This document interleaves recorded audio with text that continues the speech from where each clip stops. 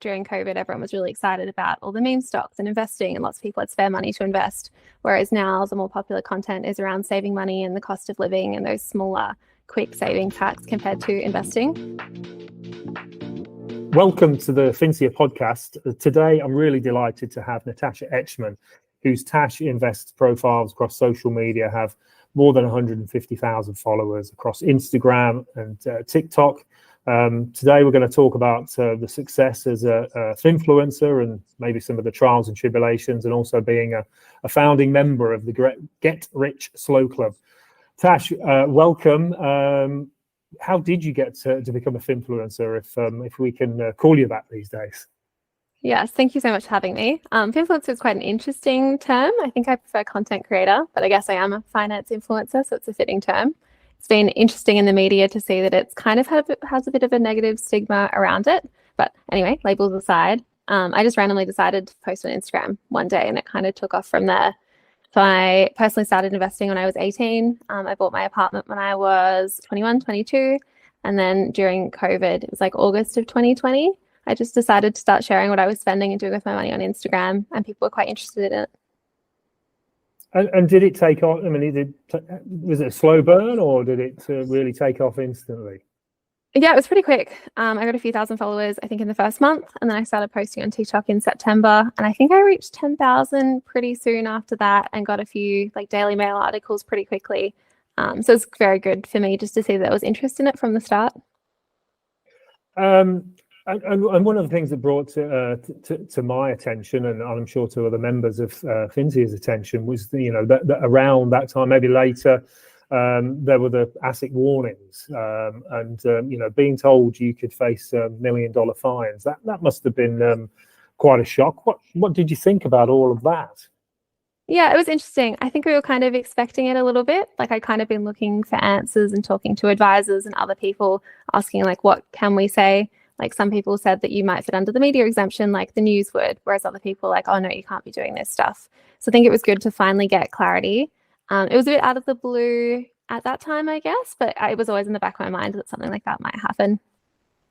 But because you had tried to reach out to ASIC to find out what the rules and regulations were, but you hadn't been able to do that. Is it? I mean, presumably it's because this is a whole new sector of advice of the economy.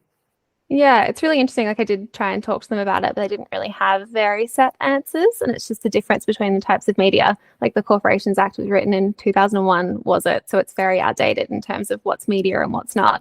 But social media is media. So it's interesting that some things will fit under that exemption, but others won't.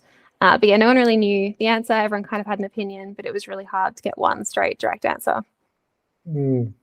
And I think one of the things that you've done to not to get around this, but to update the way that you create content is to team up with organizations like Guideway. Is that how does that work? Yeah, so they authorize me to give general financial advice. So I'm an authorized representative of Guideway, which is cool and sounds all fancy and makes it all official, I guess. I don't give personal advice or anything, just general advice online, but they reached out and helped me with that, which was really good. Okay, and so you work together to sort of offer, as you say, general advice. Does that mean, though, that you are looking towards getting a financial advice license so that you can give personal advice? What are you thinking along those lines? I don't think so. Not at the moment. There's so much compliance stuff with being a financial advisor, and you can only help a really certain population group. Like, it's very unaffordable for a lot of people, and I find that I'm better at kind of talking to multiple people or bigger groups or posting on social media. So for now, general advice is fine for me, maybe in the future, but right now it's not very accessible for everyone. So just maybe rewind a little bit in terms of how much posting do you do these days? Are you up there every day, once a week, a couple of times a week? Is it, or is it just as and when? It depends. I try and post on Instagram 3 times a week and TikTok 5 times a week. But sometimes I'm more excited about it than others. And sometimes I'll post every day. Sometimes I just won't post for the week. But I also have the podcast now, the Get Rich Slow Club. We post one episode, we'll release one episode every week, but we've been trying to batch create those. So I think we're like 10 episodes ahead. So some weeks it'll be like 3 podcast recordings and a few TikToks and a few Instagram posts, and other weeks it'll be less.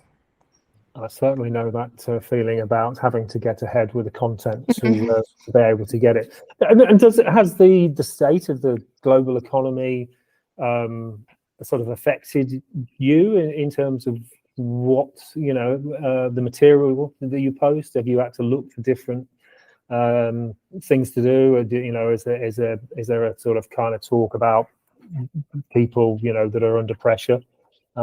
Just interested in that. Yeah, it does shift quite quickly. Like during COVID, everyone was really excited about all the meme stocks and investing, and lots of people had spare money to invest. Whereas now the more popular content is around saving money and the cost of living and those smaller, quick savings hacks compared to investing. A lot more people don't have that surplus income to invest right now. But my content is still around investing. So I sometimes just try and slide in a bit more savings content as well.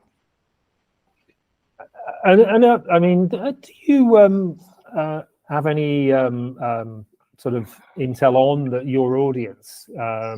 Vintage membership, we have a sort of a long, well-established brand. Yours has come around really quite quickly. Do you sort of look at and analyze those numbers, or is it just about creating content and putting out as much as you can? Yeah, no, I can see all the analytics and I create content that people are kind of asking for. Like I post lots of question boxes or people comment things and I'll reply to those. But my audience is mainly 25 to 34-year-olds. On Instagram, it's 65% female. TikTok, I think, is 75% female. So it is skewed towards the females. I think our podcast is 60% female, so less there. But yeah, it's like kind of that younger age group. When I've polled them about their income before, they are usually above the median Australian wage. Lots of people earning like 80, 100 or more K a year. And there's also a group of kind of like finance uni students who follow me as well. Right. And just coming back to that, conversation that we started, briefly about the crackdown, ASIC, and at that time, you highlighted the fact that this could push, or if you weren't allowed to give this kind of advice or give people inspiration, that there would be other actors out there from other jurisdictions that could be giving what they would dress up as insights that aren't really safe for people to invest in. Is that something that you still feel is relevant? Yeah, well, even just not like people giving bad advice, but not relevant advice to Australians.